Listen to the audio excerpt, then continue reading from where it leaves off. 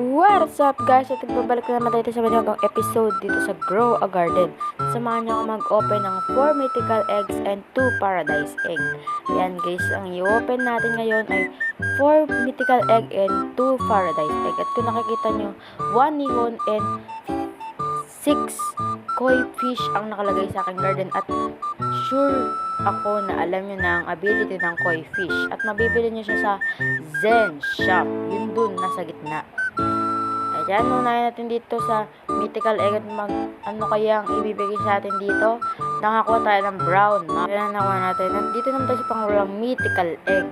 Yan guys, at ang nakuha natin dito ay isang brown mouse. Yan. At dito naman tayo sa third mythical egg guys. Ayan, ang nakuha natin dito ay isang red giant ant. At dito naman tayo sa fourth mythical egg. At ang nakuha naman natin dito ay isang squirrel.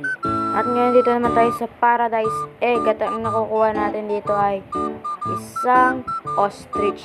Ito nga gumana ang passive ng koi fish. At ang nakuha natin dito ay ostrich. Lang guys, salamat sa panonood. Subscribe!